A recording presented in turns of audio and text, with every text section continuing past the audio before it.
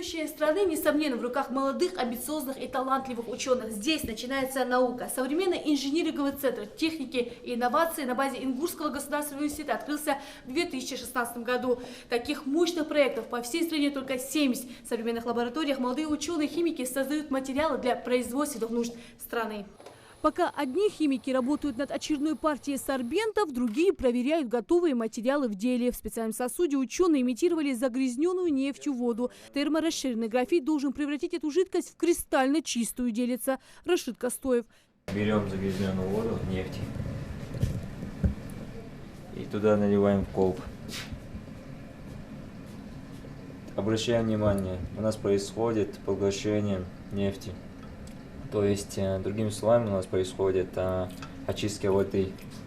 И, как мы с вами видим, результат. Вода очищается, а нефть поглощается у сорбента.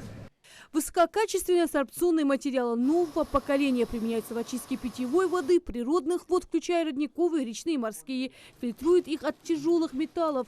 Собственное производство позволяет делать сорбенты самых разных видов. Производительность до 20 килограммов в час. В том, чтобы очищать воду от разных нефтепродуктов, чем мы, собственно, здесь и занимаемся. Сорбенты производим на основе растительного сырья. Там кукурузные початки, рисовая шелуха, грецкие орехи.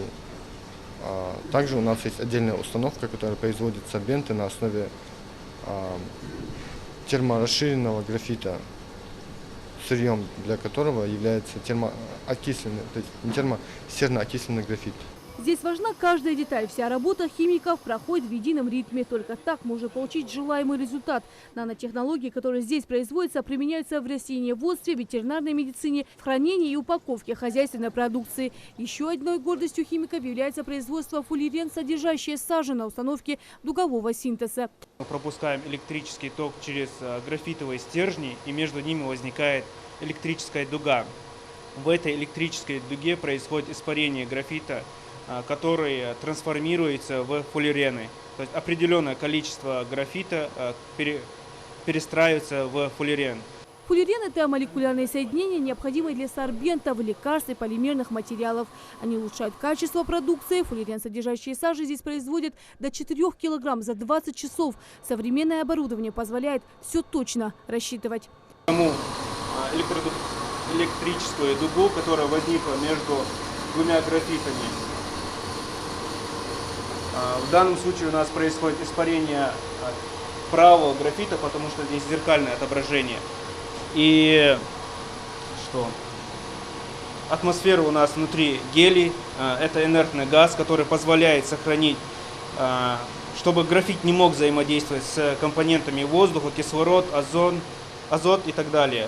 Спрос рождает предложение. Качественные материалы, которые химики производят здесь, в инжиниринговом центре, пользуются большой популярностью у многих отечественных промышленных предприятий. На сегодняшний день заключено более 15 соглашений на оказание услуг. Инновационные работы центра представлены на ежегодных национальных выставках ВУЗ Промэкспо. Здесь планируют расширить свои возможности и не останавливаться на достигнутых результатах. Лина Цычоева, Майрбек Мельжоев, Новости 24.